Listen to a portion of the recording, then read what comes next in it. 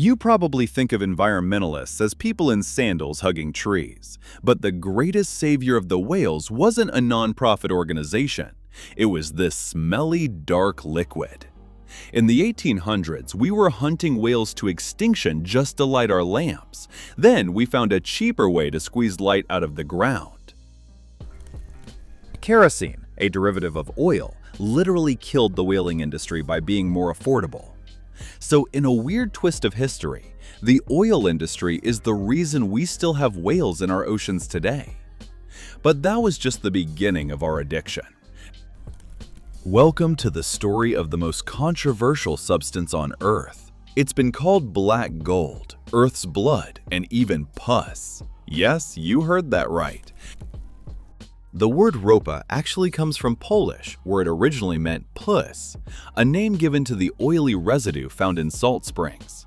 Not the most glamorous start for a resource that runs the entire world, is it? Today, we're going to peel back the curtain. We'll see how microscopic sea monsters from millions of years ago ended up in your chewing gum, and why the black gold is both a blessing and a curse that might be running out faster than we think. By the end of this video, you'll understand why the very thing that built modern civilization might be the thing that forces us to reinvent it. But first, let's look at the recipe for this geological soup.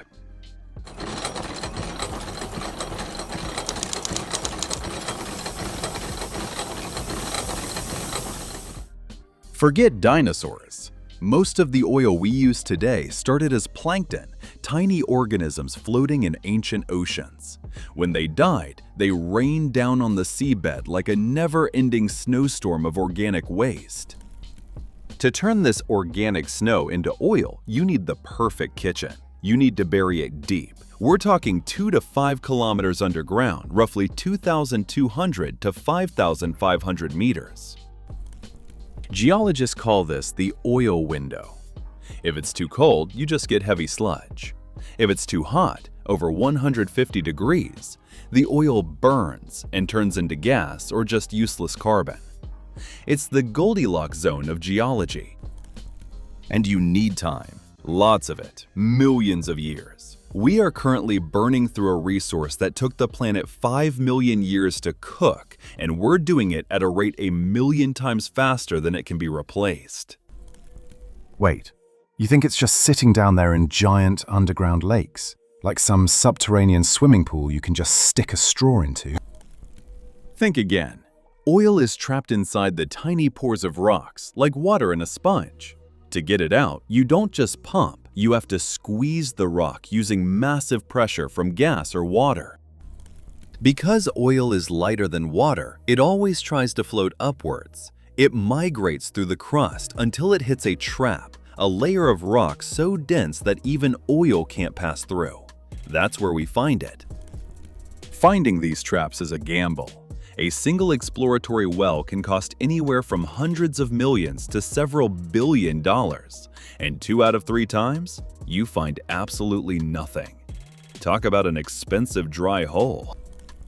Even George Washington owned land with a burning spring, a natural oil and gas leak. People used to think it was magic. Native Americans used it as medicine for rheumatism. They called it Seneca oil.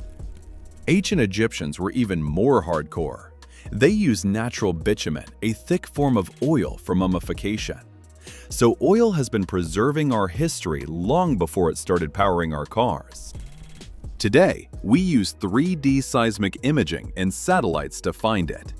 It's a high-tech game of hide and seek where the stakes are the global economy. We've become so good at it that we can drill horizontally for kilometers. We can even drill from a single platform in multiple directions. But just because we can find it doesn't mean it's easy to get out. This is the energy return on energy invested. In the early days, you spent 1 barrel of energy to get 100 out. Today, we're lucky to get 10 to 35. We are working harder and harder for every drop. And speaking of drops, have you ever wondered why we measure oil in barrels? It's based on a 42-gallon, roughly 159-liter wooden whiskey barrel from Pennsylvania. Here's a weird fact. When you refine 1 barrel of crude oil, you actually get more than one barrel of products. It's called refinery gain.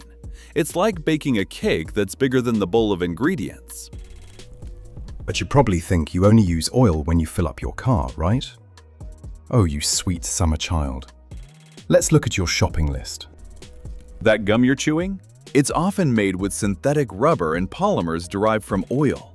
That's what gives it that perfect bounce. You're basically chewing on a very tasty, minty fossil fuel. Your lipstick, your moisturizer, your shampoo, they all contain petroleum jelly, paraffin, or mineral oils. If it makes your skin soft or shiny, there's a good chance it came from a refinery. Look at your clothes. Unless you're wearing 100% wool or cotton, you're dressed in oil. Polyester and nylon are just different forms of plastic spun into fibers. Even your grandparents' dentures are often made of acrylic resins derived from petrochemistry. Oil literally helps us eat when our own teeth give up. It's in your food too. Not directly, but antioxidants like BHA and BHT, which keep your food fresh on the shelf for months, are synthesized from oil. And here's the biggest irony. Even the green revolution needs oil. The massive blades of wind turbines and the protective layers of solar panels are made with resins and plastics that for now, only oil can provide. Guitar strings, nylon. Guitar picks, polyacetal, both oil. Without the oil industry, rock and roll would sound a lot more acoustic, and probably a lot quieter. All of this happens in refineries, some of the most complex machines ever built.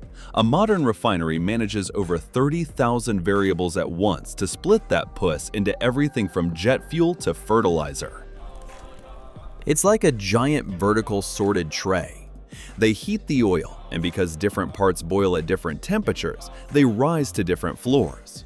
Heavy stuff like asphalt stays at the bottom, while light stuff like propane floats to the top.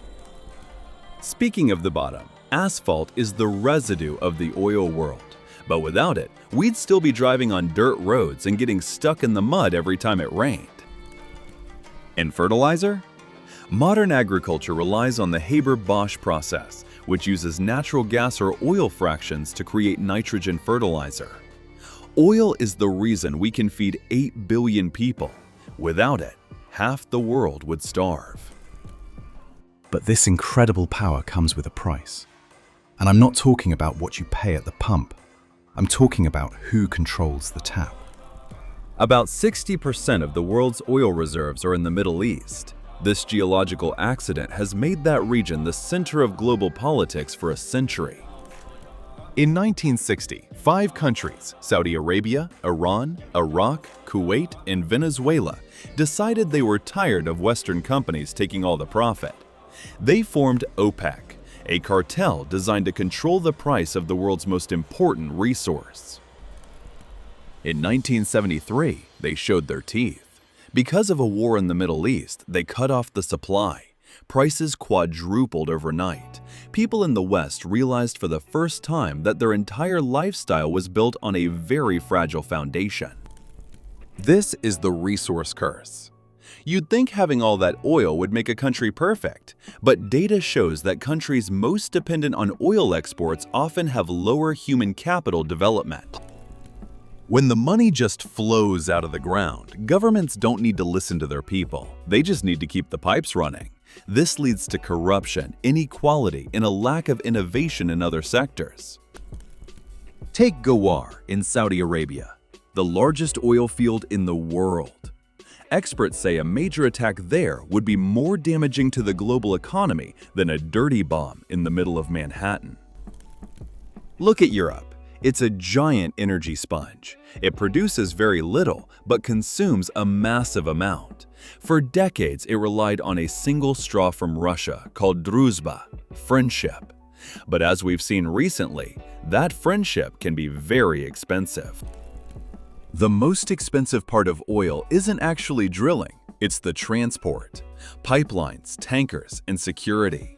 We spend billions just to make sure the puss gets from point A to point B without starting a war or a massive spill. We've been living in an oil bubble for 150 years. But bubbles have a habit of popping. And that brings us to the peak. Oil peak is the moment when we reach the maximum rate of extraction. After that, it's all downhill. Not because the oil is gone, but because it becomes too expensive and difficult to get. We are already drilling in the middle of oceans and through 7 kilometers of rock. We are using steam to melt heavy oil underground just to make it flow. We are literally scraping the bottom of the barrel. So, what's next? Electricity? Hydrogen? Biofuels? Biofuels are interesting, but even they have issues. They can soak up moisture and ruin your engine if you leave them sitting too long. Maybe the solution is back where it started. Remember those tiny sea monsters? Some scientists are using specialized bacteria to eat oil spills and clean the ocean. Bacteria, Alcanivorax borcamensis, nature is trying to help us fix the mess we made. Oil isn't evil. It's just ancient energy that we use to jumpstart the modern world. But we can't keep living on our ancestors' leftovers forever. Next time you use your phone, wear your favorite hoodie, or even brush your teeth, remember, you're holding a piece of a 5-million-year-old story. A story that is quickly reaching its final chapter. The question isn't, when will the oil run out? The question is, when will we be smart enough to stop needing it? If you learned something new today, like the fact that you're dressed in oil, hit that subscribe button and tell me in the comments, did you know your chewing gum was a fossil fuel? I want to see how many of you were as shocked as I was.